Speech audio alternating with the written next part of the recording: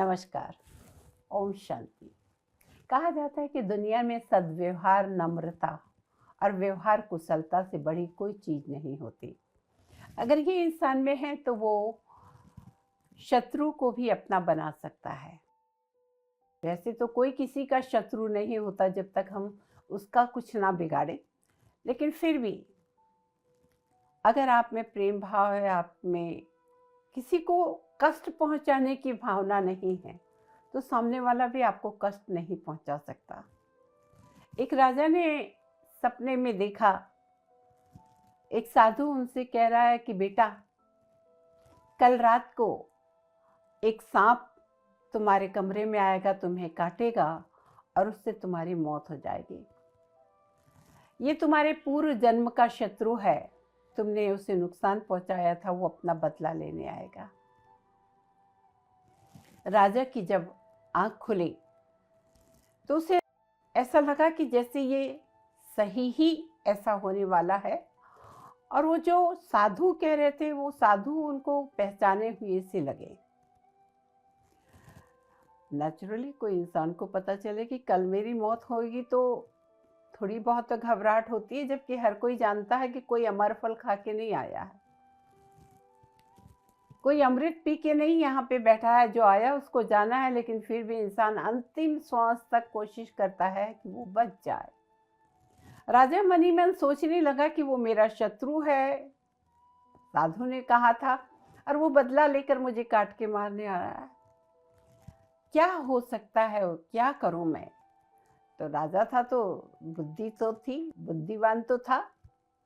उसने वो सांप की जो बिंब थी जहाँ से वो रहता है, वहाँ से लेकर अपने महल के शयन कक्ष तक फूलों की पूरी बगिया सी खड़ी कर दी।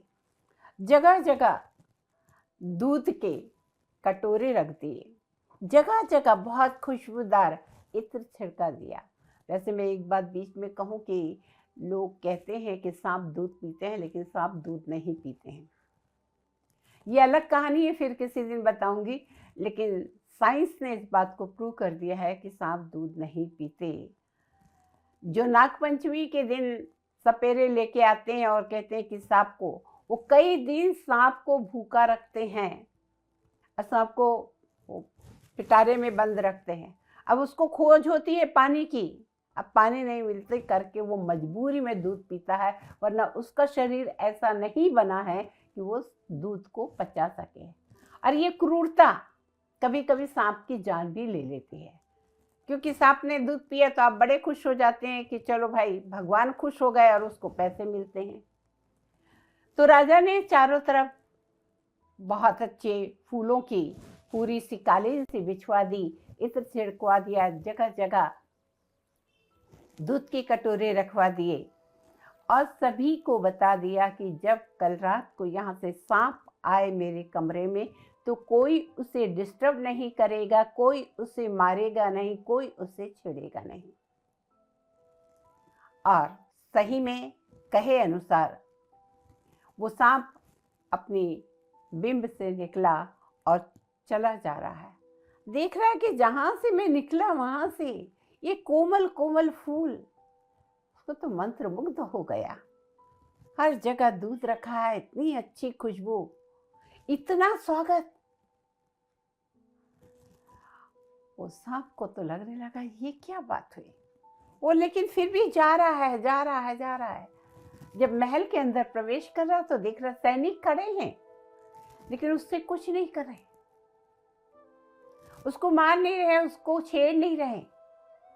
सांप के मन में आया, अगर कोई व्यक्ति दुश्मन के प्रति भी इतना प्रेम रखता है, उसके पैरों के तले फूलों की ये बिछवा सकता है, दूध सुगंध ये सब रख सकता है, उसको भला मैं कैसे काट सकता हूँ? काटना चाहिए नहीं काटना चाहिए? बदले की भी बात आ रही थी मन में कि इसने तो मेरे पूर्व जन्म में मेरे साथ बहुत गलत किया था। और धीरे धीरे वो सांप कुछ सोचा और महल में पहुंच गया, और महल के अंदर राजा के शयन कक्ष पर भी पहुंच गया। राजा ने सांप को देखा लेकिन वो डरा नहीं, प्रणाम किया ऐसे। अब तो सांप का मन बदल गया। उसने कहा कि हे राजन, मैं तुमसे बदला लेने के लिए आया था, मैं तुम्हें काटने के लिए आया था, तुम्हें मृत्यु देने के लिए आया था, लेकिन तुम्हारे सद्व्यवहार ने, तुम्हारे इस व्यवहार ने मेरे मन को बदल दिया। अब मैं तुम्हें नहीं काटूंगा, मैं दिल से तुम्हें क्षमा करता हूँ। और मेरा जो तुमने इतनी आव भगत की, जो मेरा इतना स्वागत किया, उसके लिए मैं तुम्हें अपना ये मनी दे के जा रहा हूँ। और वो मनी उसने राजा को दिया कि ये तुम्हारे काम आएगा। ये सिर्फ एक कहानी नहीं, ये सत्यता है। इंसान ही नहीं, क्रूर से क्रूर जानवर, पशु पक्षी, जो भी जल थल के जीव जंतु हैं, अगर उनका हम कुछ ना बिगाड़ें, अगर उनके प्रति प्रेम रखें, तो वो भी हमारा कुछ नहीं बिगाड़ते।